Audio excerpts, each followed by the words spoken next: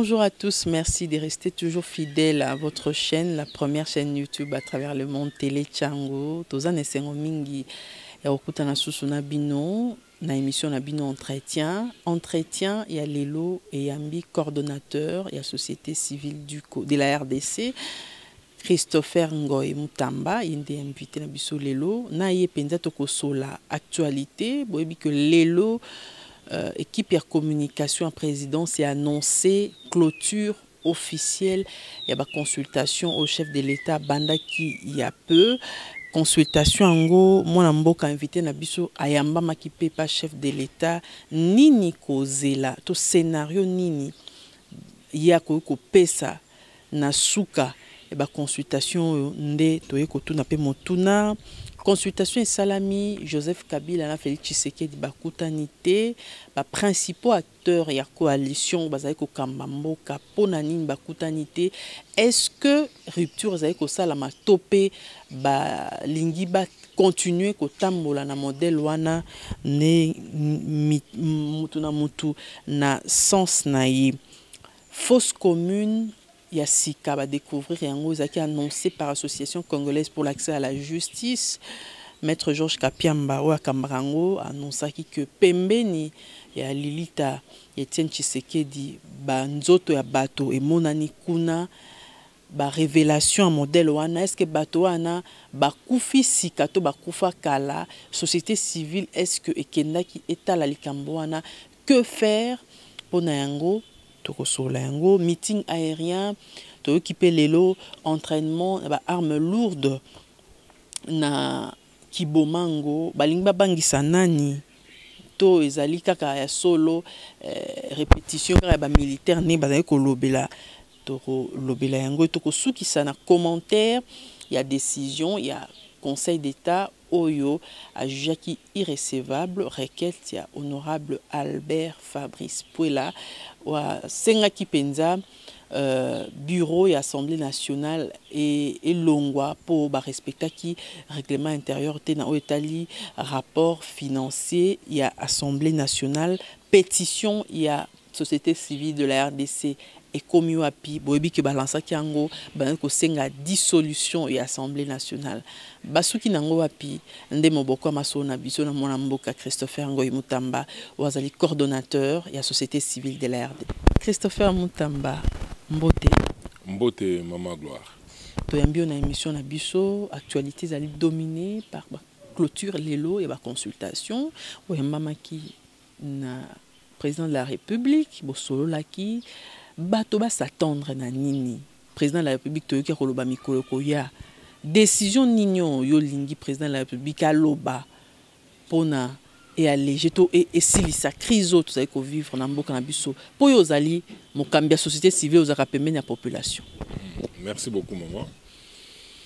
Président toyebete aza mutu moko ko maka peuple o peuple alingi alinga pe kolanda pe ko sala yango pambate banda zwa bokonzi bazali na kati ya coalition FCC cash biso tobeta maboko atako déjà na mois de mars to salaka pétition ya bosenge que na kati ya bato bakokamba mboka na niveau ya gouvernement batia bato bazali na mbeba o basala mabe na matali basala ba crime économique na ba crime politique na ndenge ba violation des droits de l'homme tout ça déjà pétition wana président asilaka kolanda yango bosenga na biso et puis asalaka pe yango mais tokanisa kiete tango bako tambola ozala etamboli ya sika o bayeba ki basala mabe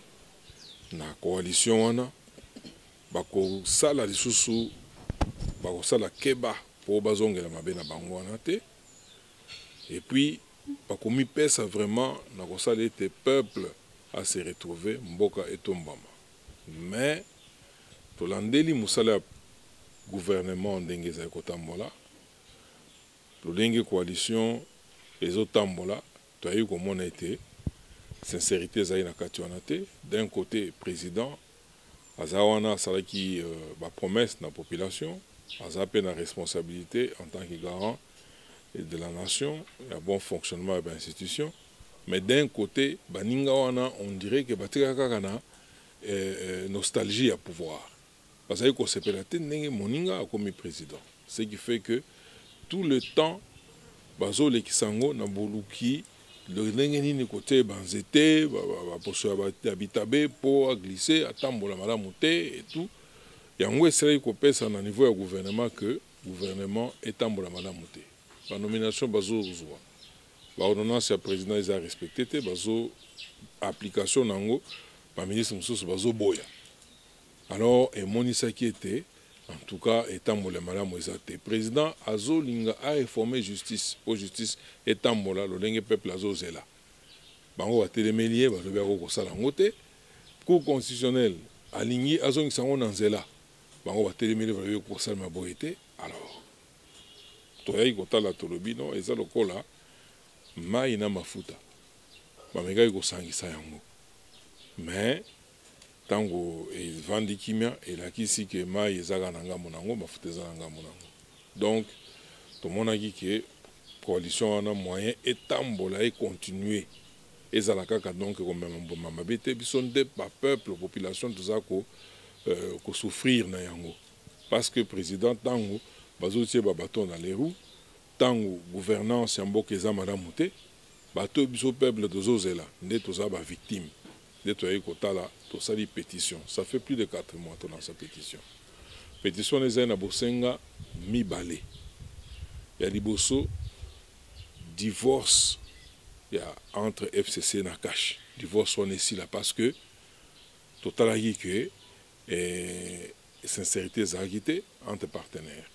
Il y a mi balé to senga qui dissolution et assemblée nationale parce que ici l'assemblée nationale n'est batoza ko représenter ba citoyen soki kuna nzokande bangonde configuration na ndesela ko pesa forme ya gouvernement mais comme assemblée nationale zotambola malamu te et puis bakota en conflit eza le gouvernement eza l'assemblée nationale bakota en conflit ouvert na président alors moi ba institution etambola ezate to sengaki que assemblée nationale ba dissoudre yango président za na makoki on a ko dissoudre yango debo senga to za inango. Tant que tu as tu me une partie à pétition. Pendant que voilà un exposé de motifs à pétition, bosenga la population yango. Alors, Nabolandi, discours Oya Salaki le 23 octobre 2020. Alandaki mingi, alimbolaki mingi, ba préoccupation de Zaï Nango, pe apesaki déjà.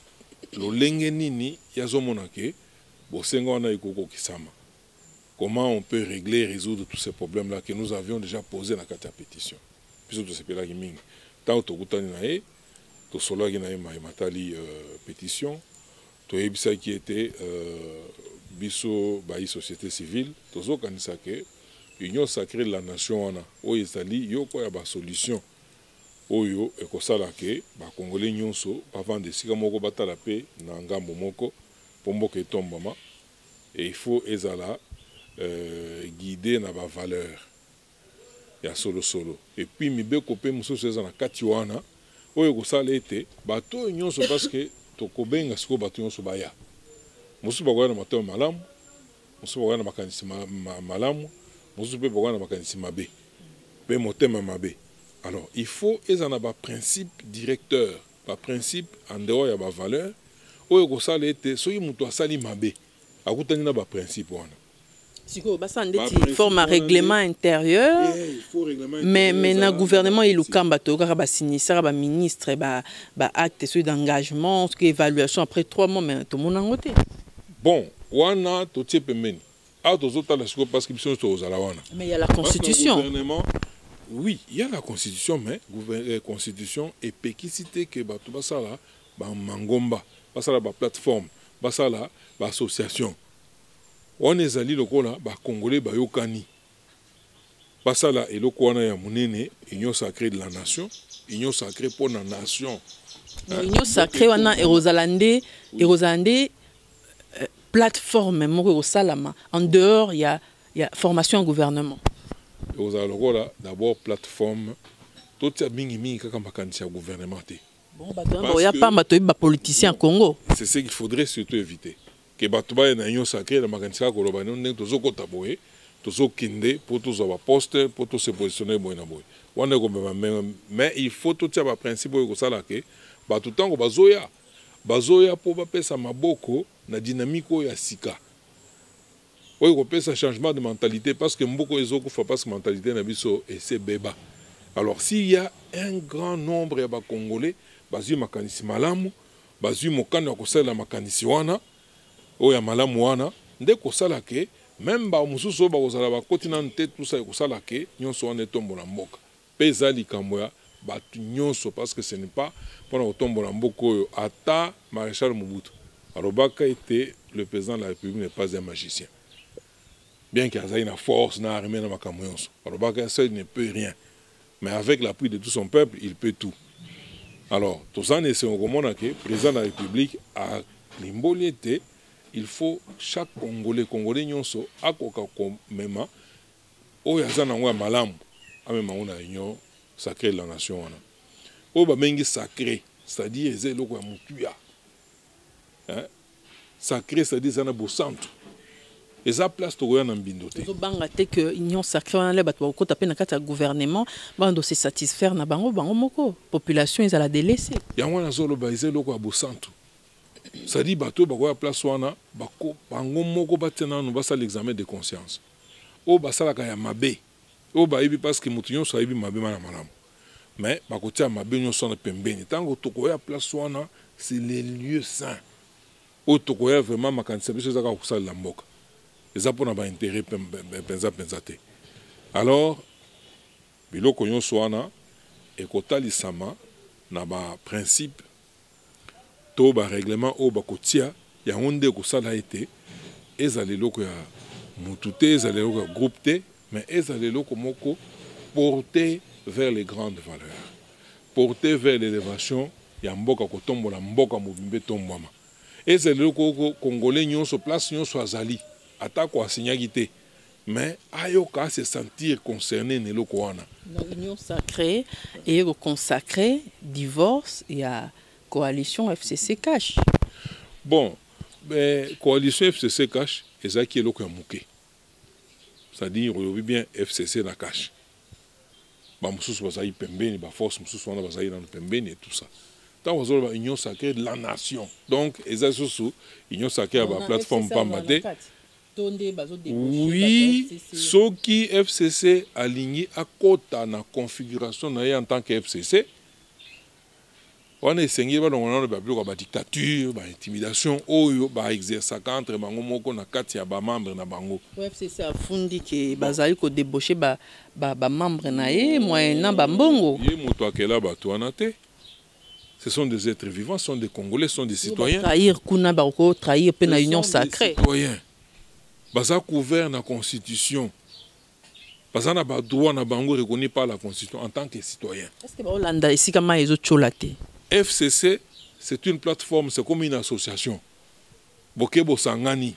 Et le Kouana et l'Ongolio ba droit aux anango constitution pesayo en tant que souverain primaire. Et l'Ongolio ba droit na yote. Et ce qui au monique l'association wana to plateforme wana to lingomo wana en tout cas ngai nazo sepela nango société oza libre ya kolongwa. Mais le lenge to ba politicien na biso, le lenge to ba politicien na biso balanda esika ma ezochola balanda esika pouvoir ezali toyoka to yebi ebele ba fingaka Félix Tshisekedi bona boye mais lelo to mona ba po moni Félix Tshisekedi na pouvoir nde ba komi ko kempembeni. Bon, wana ezali bizaleli ya batu. Ozoga, ezali bizaleli ya batu toko pekisa ngote mais na union sacrée to kolinga ke batu bakoya place wana bazala ba santu. C'est-à-dire bateau yo ba ebi que puissance toza ba bateau hein ma bezanga kate mais tant que tu as place wana tozo tia eloko ya mutuya mboka nanu liboso mabe na biso wana so tomoni ke bizaleli oyo tozaka nango songolo pakala e bongaka te e ko bongisa mboka te totie nango pembeni mais tant que tozo esika wana toye na makanisa malamu toye na ma oyo babengaka mwinda donc lumière. Alors, ceux qui na FCC, ba monique, ba kokipe kokota na eloko wana, to ba membre ya FCC, ba za ba congolais à part entière. Na ba droit na bango constitution reconnu par la constitution, ba kokipe kokota na eloko wana, ba ke kopesa oyo baza nango ya mutuya pona kosalisa mboka. Baza ba prisonnier d'un groupe T, baza ba prisonnier ya mutu te, baza ba ngulu ya mutu te. Mutuna nanga na habité soko répondre indirectement décision ni bozozela président azwa rupture. Mais wana c'est clair. Biso na pétition na biso to sengaka rupture. Il y a coalition FCC cache po eza lokola moi bozui mboka mobimba bokangeli yango ebale botiango na mulangi bokangi. D'abord ebale ko to na mulangi te. Et on va souka. Mulangi ko contenir ebale wana te. Alors les loyo et monicité FCC na cache coalition wana ezali impossible et kambamboka. D'abord yango moko nanu homogénéité, c'est-à-dire bosangani penza solo ezate. Na pesa que exemple la mafuta na mai. Donc déjà place wana et pesa yimbeba parce que président azana ba signation. Azana maya pometa na peuple congolais et ba goje nango. Entre-temps baninga na ye ba partenaire na ye ya FCC bango bazana nostalgie à pouvoir balingi bataye baboma balongola ye lokinoki na lombango yonso comme ça ba kwa kozonga na pouvoir pona nini parce que pouvoir eza esika oyo epesa bango ngala ya makasi donc basira kozwa misolo et tout ça donc nde lolengo beaki nango alors balingi bazongela susu biloko wana alors il y a lokola mafuta na mai to lokola moto na mai alors ils aussi mbaté c'est pourquoi chaque jour ils ont les kamama bazo découvrir ndenge misolo ya mboka bazali kozwa yango pato bazo tana ba poche ezala na ba port ezala ba mai kuna ezala na ba bloc pétrolier ezala nesika ta moko te oyo misolo ya mboka ezali suko na nini na banque centrale. Non, et comment qui se coule le mot privé. Tant que nous sommes en son temps, depuis toujours, nous sommes privatiser l'État. Nous avions raison. Tant que nous sommes privatiser l'État, c'est-à-dire l'État, on est long, comme un groupe d'individus. Les lois, il y a un toujours, un scandale.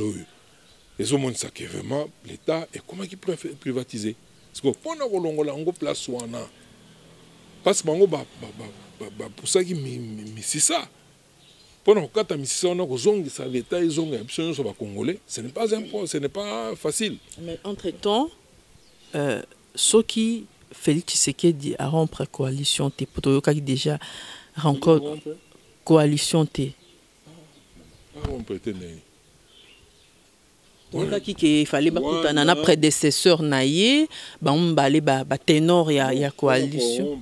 Coalition à Kosala yango. Et c'est yango parce que il n'y a pas une autre voie. Ce qui a l'ongoli yango te, a l'ongo na kati ya coalition na te ngana obombe la te. Biso peuple to separaté. On dit ma pète to separaté. Ça c'est clair. Mais coalition au pouvoir pe bobengisi bango na consultation te est-ce que bazaki na posa te batangambo FCC baya Joseph Kabila o aza prédécesseur na ye président na mboko yo président na mboko za yo moko Félix Antoine Tshisekedi Tshilombo des présidents de la République tant Kabila présidé na mboko il y avait combien de présidents bazaïbon. La consultation président de la République à l'obaki kabengi bato nyonso. Na ba tozai na kata opposition. Les loyo il n'y a qu'un seul président. Il n'y a pas quelqu'un au ancien président les loyo azali sénateur à vie. Basigna na ye accord, basigna accord ya kotambusa mboka. Ya kotambusa mboka soki a mi pesi. Mais ya tikala ko mi pesa te. Comment il se considérer comme un co-président? Même Batounaï, tant que dans les médias et tout ça, les lois ont non ingratitude, c'est-à-dire parce qu'ils ont un pouvoir. Mais il semblerait qu'ils aient qui close et accord. Mais maman, Ce qui en tout cas, accord on existe oui, tu es que Ndenge, Trump a zonongo, Biden a zokota. Il y aura un moment où il va vendre un peu de mi balé. Parce que moi, Babilo comme on va signer. Ancien président, Patrick Hollandais, il sous-souté, au Buenaboye, et ainsi de suite. Mais aucun jour, ancien président a comme côté les méla, président a un exercice, on a peine à pouvoir parce que la majorité. Attaque dans les États-Unis. Et comme que parti est perd de pouvoir et se retrouver dans la opposition et puis la Chambre des représentants va la majoritaire, même dans le Sénat na Bangwana. Bah vous la paix majoritaire. Mais jamais président y a parti wana abanda ko bima pe moke abimio non autorité morale na boye donc président en existe on a ça parce que dans la majorité na Sénat parce que le biki azo retenir kana respect à accord les alliés anarchie. S'il y a un accord qui existe dans ces conditions là ndo biso peuple to boyaki à travers pétition to baki so ya ko on existe ka et sili. Mais entre-temps, Tozolanda déjà kati FCC au Vanda Kimia eta la bokati accord eta la ba menace déjà Tozoka déjà eza ko lobama. Merci beaucoup. To ebaki que tant que président ko salango pas ko réagir. Nandenge Tozolobao. Basi ba tindi ba émissaire, je peux vous faire entendre ici nini ba témoignage. Par exemple la fille Zikuna. Les 4 chefs de quoi de Yaba territoire Tobanini. Non, pas ba chefferie. Bazaba chef de secteur. Hein? Némi Mouilanya. A Sololina Bango. A Tindi Bango Bakendo Kutana ba mouvement. Ba Maïmayo Bazakuna. Pour Bandi Mabazo Mbongo.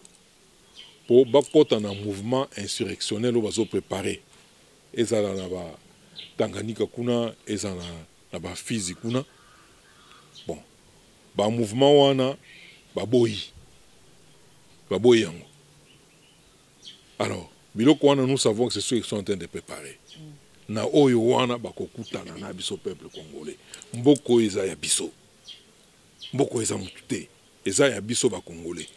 Alors, pour nous, tozo bangela ngote. Et je crois que le président Pazamona Moukete, et puis, biso Congo toza boye. Nous avons des amis à travers le monde, Tozana Baninga, Oyo, qui savent que quand le Congo est en difficulté, quand il y a des troubles au Congo, il y a l'insécurité, même Afrique centrale, Afrique Mobimba, même monde entier, parce que ils ont le réservoir de matières premières. Donc, Bangope, Baza tranquillité, Baza Malamouté. Alors, chef de l'État a bandit d'ako lakisa bango meeting aérien et salami colonisa biso pendant autant d'années tozo indépendance toya komona lelo yo ata dictature ya Mobutu to vivre pe to combattre yango tinangi esilaki mais tokoki kondimate que un petit pays africain to ba pays africain un groupe d'individus, un groupe d'individus, noirs le labiso, africains le labiso, coloniser biso. Ça, on ne peut pas accepter. Alors, dans le moment Oyo, moi je vous dis que Oyo, parce que lobby, la landi bamspozo na bilili, biso toyana kisasa na manduki, et puis tozonga pambate tozonga na manduki. Oui, manduki ekozala. Yango na président de la République déjà ça ko lakisa ake ko signer na Angola pona ba nini aérien na ba bangisa FCC tout monde peut lelo toyokio o répétition ya ba armes lourdes na Kibomango ils ont bangisa déjà. Maman, moi je vous dis que le président de la République azana devant ba obligation régalienne na ye pour Hollande. Alors il y a en tant que garant il y a bon fonctionnement de l'institution. Il faut être mis en beaucoup. Ceux qui ne sont plus des mouvements politiques, parce que dans l'andaki, armes. Mais ce n'était pas avec des armes. Toyambaki bango parce que bayaki batie libaya ya démocratie liboso. C'est ainsi que partout ils ont circulé. Au sein de l'élection, il y a des gens d'un parti politique qui étaient très mieux implantés qu'il a toujours été. Bazaïko, Kobima, gouverneur des provinces, maire et la ville et tout ça par élection. Ils savent qu'ils sont implantés, c'est-à-dire peuple, vous avez une démocratie. Maintenant, vous voyez la démocratie, même si dictature, to bandit ko combattre bango depuis moment où on a tiré le tout continuer. Là, je vous dis clairement. C'est pour vous dire que ce sont des moyens pacifiques. Mais les loyaux, nous avons atteint un point où nous avons 4 surfaces de réparation. Espace de vérité. Déjà, ils ont déclaré guerre déjà. Oui, s'il faut guerre, Bima, et Bima. Et Bima peut trop long à Yango. Et Bima peut battre au Kangama. S'ils veulent entraîner. Certains chefs d'État africains, Bazo Senga, qui est Makambo, Sola Kimia. Arrêtez ça. Arrêtez ça. Souverain peuple souverain primaire, ce n'est pas souveraineté à l'Ibosso Zanan, Bisoba Congolais. Un chef d'État, ça n'est pas naïe, qu'on a marre, Mazelo Kakune pas naïe, Aya Koutana Congolais. Et puis pas ceux qui sont tous monawa, bango ben la biso et loka balonga. Beaucoup mis ça bango na ba proclamation d'élection beaucoup mis ça bango ce bango ba lobinde bondimi qui pouvoir. C'est pour dire que ezalo kola botali ba match et tout ça, mais entre temps après so aussi ce kota la match. Pour na ndako, ce qui est loka kolé ezakité olala nzala. On les rappelle vérité mosusu. Mais à un moment où tout solo ba boui. S'il y a des chefs d'État africains, bazo monake punda na bango. Ouais, ils ont laissé bango, laissé bango moi mingi et tout ça. Alors, bazo aeba meme ngonga pe koki, ba kendo vendre ça pas na mboka na bangwana. Papé c'est le même territoire, mokoto province, mokoto ni district à gérer kuna. Mais awa batika o Félix Antoine Tshisekedi Tshilombo bazo sala, tokenda ngo liboso po ba congolais ba se retrouver. Mais trop c'est trop. Comment vous jugez la démarche de la Senco? Ou à qui a mon chef de l'État, tout le monde n'est pas que mon président honoraire, tout le monde n'est pas na Martin Fayoulou. Comment vous jugez des démarches na bango? Oui, vous dites bien non, Senko, et ça basango, maman. Basango, basa na procédure ya bango. Basa ba nganga zambe. Basa ba nganga zambe. Bakoyo kendo otala bation swana, bolukiluki, bongana yoka ki abe show la zolo bake. Maso ekusalema ekoleka toujours par koluka nini na matali seni il faut koluka consensus na lopoto. Alors yango na batambola ipona kozwa pe makanisi ya moko na moko lingoma moko na moko na matali seni. Bon, même ceux qui ont ipona kosangisa bato bakutana. Oui, ce n'est pas mauvais. Ce n'est pas mauvais. Mais nous pensons que il ne faut pas ezala na lolenge ya kozongi samutu amita na position sikoyo ya veto. Ezala ke pour le kambo esalema yende faut pesa autorisation comme ça le kambo esalema. So esalemité ce qui a boyi et le kambo esalema te. Wana to boyi na motema moko. Quel que soit initiateur et démarche wana to boya. Parce que pour le moment sénateur à vie azala musana na Sénat akende avant d'asala musana yona. Oyo bato oyo bazolande sima. Si c'est seulement, si réellement baza ba politicien, baza na ba parti politique, baza na ba plateforme, ok. Si ba boy kokota na nyonso ke la nation parce que ça va congolais nyonso en toute liberté. Pas comme opposition. Pas comme opposition. Par contre, ça peut même na kati ya nyonso ke la nation parce que du choc d'idées jaillit la lumière. Parce que on aura toujours besoin de moi, contradiction, tout ça pour makanisi, ya malamu ebima.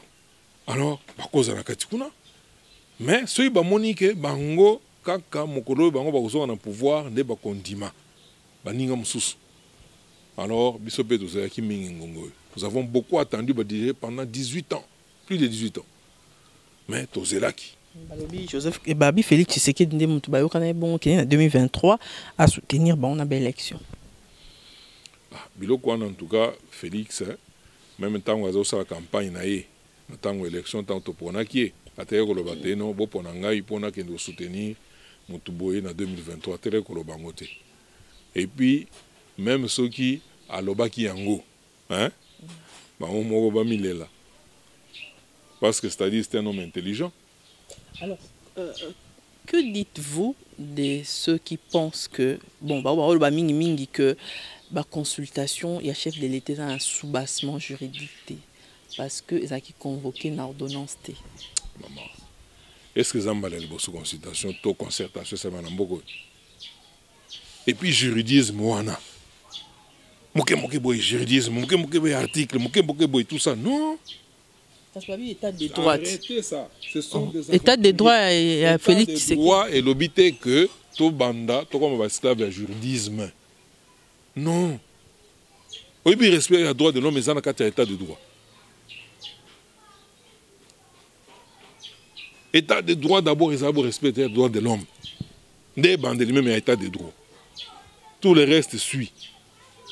Tant la déclaration universelle des droits de l'homme. Ce n'est pas l'article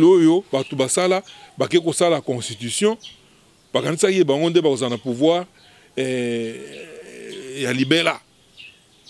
Parce que l'article premier ministre Azawana, mais c'est le président de la République qui a convoqué le conseil des ministres. Il y a un président, ce premier ministre a salé c'est par procuration. Entre-temps, le premier ministre a chef de gouvernement. Mais entre le gouvernement et Zali et Simam le président de la République. Alors, Bakanisa qui t'a on va sa pouvoir na Gizenga. Par le bien, on ne sait jamais à quoi on va biso. Totia biloko wana, comme ça, tant que tu peux, mais tout le même gouvernement que tu Simam na maboko. Et Balouke Libango, à qui la faute? À qui la faute? Les loyaux, ni wana gouvernement. Et comme presque bicaméral. Ils ont fonctionné avec deux têtes. Président Zawana et Nani. Mais Moutazan la présidence n'a pas Soana. Ou à Signaka. Ou à Ibango les président. Donc c'est clair. Alors, je voudrais dire ici, pour nous dire clairement, parce que Zana Baninga est belé, même dans Mikilikuna, la diaspora, pour y bien le na stratégie, hein, et à quel moment il faut poser tel acte. La stratégie, c'est un cas de figure ébélée. Parmi les cas de figure, wana, au commun, adaptation est ali. Au monde ici, il y a comment. Au monde, il y a moyen de nango.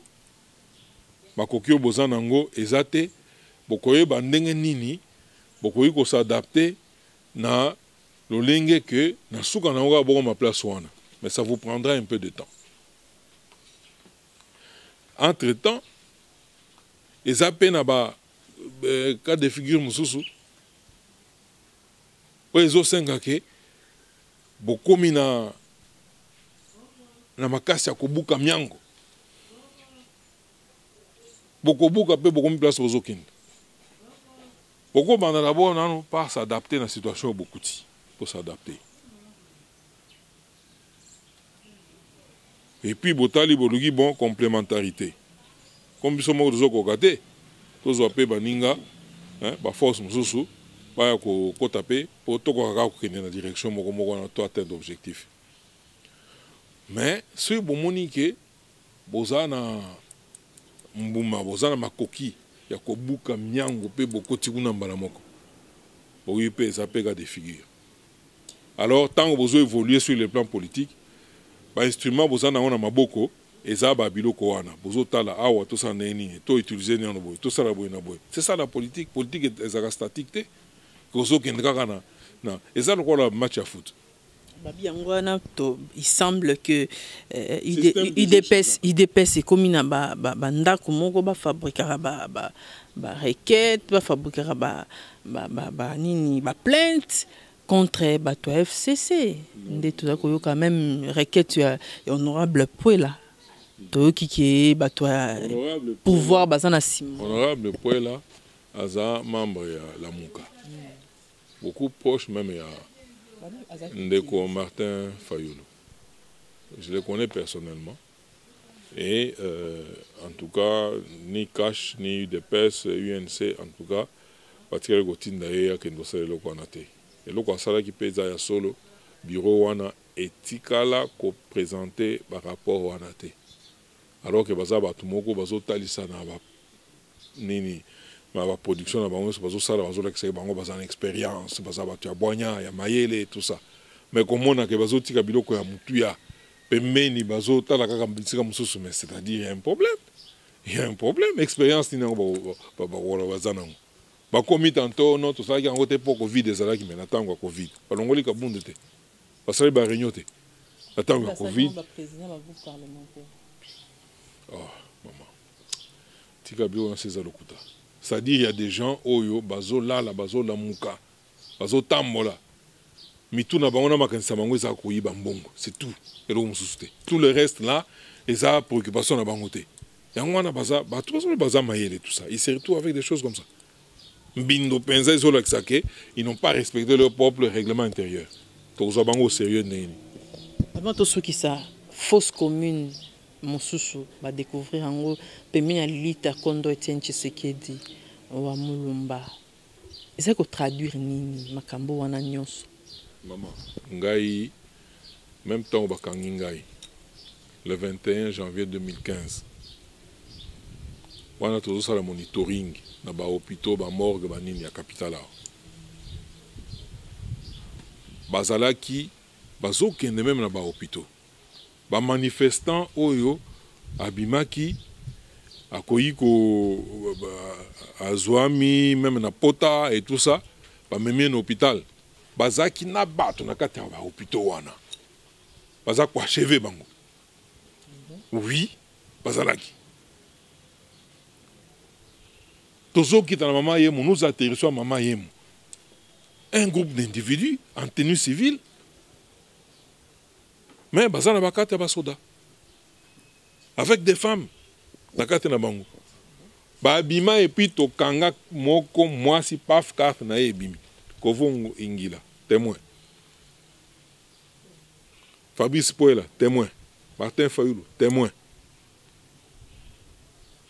Franck Djongo, témoin. Emery Okundi, témoin. Tokanga carte ezawana ya soda. Des groupes wana baye capitalisé, c'est un groupe de députés. Capitalisé bango bazu mwasi wana, baboteli na carte wana et tout ça. Ngam moko na wiki bango tango bazo benga wana menduki rapidement. Bato babimate. Dès la signalé baninga tolongwe place wana. Parce que 2 minutes après, bakita na mama yemu. Feu ya ndengona. La kati ya mama yemu. Bon? Nous venons de quitter. Ce sont des criminels. Na moment wana, na morgue ya mama yemu. Et tondaki. Bibembe. Batie bat mususu na se. Mais batie bango na kaete. Na registre beaucoup ya monene wana batie bango na registre te bazo koma bango na papier moko ezaki wana. Alors tango batona ba yuki ke ngana lingina koma ti na morgue wana alors que j'avais déjà toutes ces informations. Na ina koma na morgue wana je voulais nazwa papier wana na tirango photo de balobi faux kolanda mususu balobi no asa kanga ki déjà photo ya papier wana. Alors il fallait à tout prix ce soir-là. C'était l'homme à abattre. Plan Izalaki, balandelangai comme j'étais aussi très prudent, discret. Parce que sur dans la voiture n'angate. Alors, parce que là, quand je me retrouve seul, m'enlever nga ba ko battre nga. Mais ça n'est mis que nga na remarqué bango. Alors dans la zone stratégie pour na bunga na kende na tambola ba comprendre ba yeko brisquer ba kanginga. Ce qui fait que même ba kanginga tant to côté na muto ba place ba linga ba memangai c'est za place ba memangai te. Parce que obligé ba memangai ce qu'on a kije na bango. Mais comment boye ko kanga mutu na document. Hein? Beaucoup na muto non. Tozana ye. La première question à poser est-ce que ba to ba moni? Yoka. Tant qu'on va le voir, tu vas moni. Bon, c'est quoi, toi me mets wapi. Oh non, mon agipété, battre. Alors, ton mémoire, aux élèves, tu place au même. On a dû attendre. Oui, tu vas au cycle. Tu vas au bon pour me mettre à Kiji. Il y a un air. Alors, comprenez, ceux qui jouent Wana, tu vas m'en quitter. Il y a bunga. Mon attaque encore n'angate. Et là, je mets en garde. Batouana, tu quoi, monsieur Bazana Katiane Wana. Bon changer. Parce que ceux qui tika babilo kwana totia pembeni na ndenga pardon. Bon changer, vous devez travailler maintenant pour le pays. Alors, nde babi bembo ezali bozo mona bozo kendokuta na ba fosse commune kuna. Ce sont des gens enlevés et tués. Kabila n'a fait que ça. Durant son règne. Namona ki baninga ya Akash bakenda ikuna, nous aussi on ira voir. Parce que tolingi dossier on a ba etofangote. Parce que c'est extrêmement grave kokendo kuta fosse commune en na pembeni en périphérie de la ville. Et puis on dirait ils ont ampleur té. Oui. Mais ce sont des êtres vivants comme nous. Baboma bango. Et puis nandenge nazomona ba squelette wana. Il y a une année, il y a 6 mois. C'est-à-dire, ce n'est pas déjà exécuté pendant la gouvernance de Félix. Non. Et ça, M. Kabila, Kalev est encore là. Donc, c'est un problème où il faut que la communauté internationale, de côté les misaïe, les experts, il y a miné, balandela banyalola toyeba bakor wana e bazana age nini bakufindengeni parce que nazomona bakane mususu na maduswa on est à masasi age na bango age nini et tout ça et puis c'est sous quelle responsabilité moto akamaki mboka na moment wana et ça ce n'est qu'un début et c'est pourquoi batouana balingi ko étouffer tout ce qu'on veut faire en ce moment on non soki boyeto kozomanduki bozwa. On va se battre. Très bien. Tosuki si pétition, il y a société civile au banda qui on est bandeli. Beaucoup mieux api. Maman, pétition, c'est la pétition de la société civile. C'est la pétition du peuple congolais. La société civile, c'est l'organisateur. Né à récolter des signatures.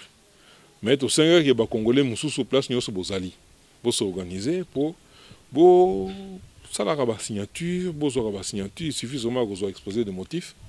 Peut quoi adhérer dans maïto sengiwana. Chaque Congolais a senga fin à coalition. Chaque Congolais a senga dissolution de l'Assemblée nationale wana. Alors, les lots est là pris monsieur Sezoya, personne en noir. Ça c'est encore des prix qui viennent d'arriver. Togo Fongola, ça vient d'arriver. Tous par hasard, hein? Toujours par hasard. Par exemple, ce sont des plis, c'est signé. Oui, c'est signé. On doit signer. C'est plein, ce sont des papiers pleins. Oza, combo, numéro de téléphone, soza na téléphone, quartier nayo, signature. Donc, awa, ngana wopesa yo, oponi n'importe où, au bengi. Retomber dans mon tournier, soit la signaki pétition, ou na signaki, a signaki pour na nini, a rebiso pour na signaki, a roloba a signaki pour na biloko na tangeli wana. Et oyo, to sert kopé sa président un grand lot. Mais tozo zela a fixé biso après la concertation, mokolo nini toko beng sa siko batunyo so ba signaki pour ce qui concerne Kinshasa. To kende kopé sa oyo quantité est libérée parce que l'autre nous avons plus de 100 000 signatures. Donc de atteindre déjà Boleki. Dépassé. Oyo bakoli oyo tu vois. Oyo tu vois. Et où tu as Oyo eza oui, Mbujimai. Oyo zota na Mbujimai. Oyo Tikatanga. Donc nous avons au Lingi, au Fongoli, n'importe où, aux numéros Bengi. Parce que oui, tu as signé une pétition. Pour quelles raisons? Tu as signé tout ça dans le Lingi Boye pour éviter Babylone sur le plan électronique. On peut mettre n'importe quoi. Mais ici, ce sont des personnes physiques. On va signer, on va tirer combo, numéro de téléphone, c'est-à-dire vous pouvez l'atteindre même commune naïe, vous pouvez savoir que Azamuta commune boye, ainsi de suite. C'est pour dire que les lois tolini to benga batu brusquement boye ba signer pétition, to retourne sa stade on partir. Pour la ville de Kinshasa seulement. Stade on retourne. Alors, nous allons par voie pacifique et zapper Babiloko to pèse les gens la président de la République ndambo pour s'il veut asseoir sa conviction. A fongola ka papier wana fongoli a bengi est-ce que yoza boye est-ce que comme on nani est-ce que signer une pétition au linginin. Ce sont des contacts, il y a bateau vivant, bateau ya solo. Nous ne faisons pas des choses virtuelles ou comment non, les bateau ya solo ba signer. Donc na mongo yo pétition les anango kitoko. On a atteint plus de 100 000 signatures, bon, mais comme bateau baza déterminé, bah paquet ils ont continué quoi, Donc nous sommes à l'aise avec ça et nous attendons que le président a dissoudre le Kouana. Babi mécanisme de dissolution, ça rappelle mon moulay. Maman, oh ils ont des peuples, nous devons décider. Oh bako boya, babi manabalabala, parce que peuple a kobe manabalabala. Ceux qui président dissoudre peuple a kokende, a kolaksanan sur l'étendue du territoire national, n'enga ko telema pour la kolakser et à cela signer une pétition. Très bien. Christopher Ngoyi Mutamba, coordonnateur à société civile de la RDC, to comme na souka et entretien na biso, télé chango pesio maloba. Message nous ko lancer ba congolais ba kota biso mokili mobimba, motonyoso azo garder souffle na e. Toza ko zela. Message à chef de l'État, toza ko zela Congo ngo tozo kende wapi. Bato mingi babi to comme mouvement contre mur. To foncer mur ango, to rotika mur ango ba no gratter biso ka na nzoto. Peuple congolais, tout comme une surface de réparation, où ça casse, où ça passe. Soit bon dimito continuer dans mon colio, dans Boumbu, mais cette fois-ci d'un groupe d'individus, tout comme Bango na Bango, Biboy na Bango, soit nous sortons de là. Kitao tozanango misolo on kitezo pesa et ko profiter na congolais nyonso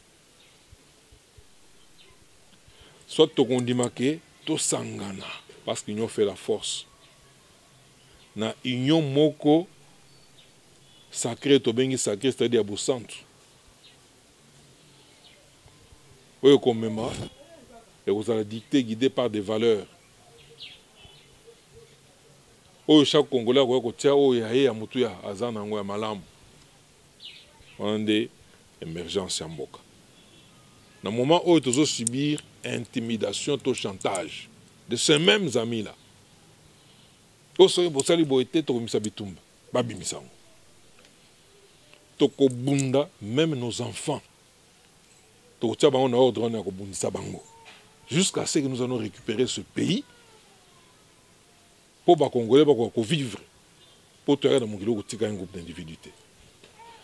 Tous les la chef de l'État, ceux qui sont députés, sont ponis, comme ça le peuple té.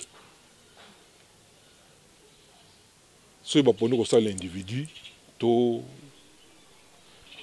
plateforme, Songolo, tout ça, le président a dissoudre l'Assemblée nationale. Pour te condamner sur Babilo comme Moko, Babilo comme Bindouana té. À dissoudre l'Assemblée nationale.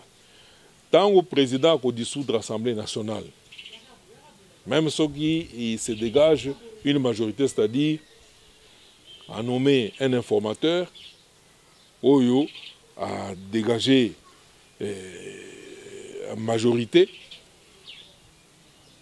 Dès qu'à cause de Mokano, à Kolobawana, Bissonyon, Soka, le bien, on a boutou. Le lendemain matin, Bissonyon parlait du peuple. Pour récupérer ce pouvoir au Yabiso. Parce que nous sommes le souverain primaire. Bissonyon va Congolais parler du peuple. Binonyon dans l'intérieur, dans la province. Boko Kende, dans l'Assemblée provinciale et se réunissent. Vous devez aller là-bas, en masse. Pour Pessana, Mokakoswa. Parce que c'est un combat. Et combat ce peuple de tout remporter. Nous avons un joker au sommet de l'État, c'est le président de la République, Ayoka Melibiso. Alors, pour le moment, tous les élèves sont soutenus. Oyo, à Kolinga, à Kendepe Bayambaye, président, porte et palais de la nation, et ça polélé. Même battu FCC, parti FCC, banani, même sénateur à vie, c'est le seul cadre légal, officiel autoyebi. Babilo kwane akoya, autorité morale, bilo kwane dans la constitution. Alors, bilo kwane peuple à ça boyi yango, il faut même plus revenir avec ça. Alors, président, ce qui a cédé na ba pression au réseau Salemawana, biso to kondimate. Pour une fois, nous dirons non. To kondimate, ce qui a cédé na pression na to kondimate. Pour une fois, nous dirons non. Ba fausse commune zawana ezande ebele mususu za côté ya Bakasai central kuna. Bato ba moma batwana, ce sont des êtres humains. Bato za na bomo lokola biso. Il faut to landela bango tina suka. Ça c'est très important. Alors pour le moment, na tondi bino botondi, tozana mboka mibalete, tozana mboka kawe moko. Tozana mikonzi mibale misato te, tozana mikonzi kaka moko. Félix Antoine Tshisekedi Tshilombo. Société civile et RDC, c'est le peuple dans son ensemble. Et ça âme et un peuple congolais. Bino, en tant que souverain primaire, vous avez un premier politicien. Pas que vous avez politique et tout ça, mais vous avez un politique. Entre-temps, oui, c'est bon. Mais vous rentrez, au lieu de prendre des options politiques, mais vous avez toujours mis c'est eux qui prennent l'initiative d'entrer en politique. Politique, ezali, nzela, congolais, nyon, soit monique, à cause de Samboka, à cause de la politique à Sali. Ce n'est pas réservé pour un groupe d'individus. Alors, bateau, postulant, vous êtes à politique, tout ça. N'est parmi Bizalélio et Memi Biso place Toza Léloyo. Tobetama Mingi et tout ça, entre-temps, sont des aventuriers qui accèdent à la commande à l'évier et à l'État. Et puis, mais ils ne font que voler. Alors, c'est maintenant ou jamais. Tout le monde sacré de la nation, dans la malam. Tout le monde sacré, bisogno sur les Congolais, tout le monde beaucoup.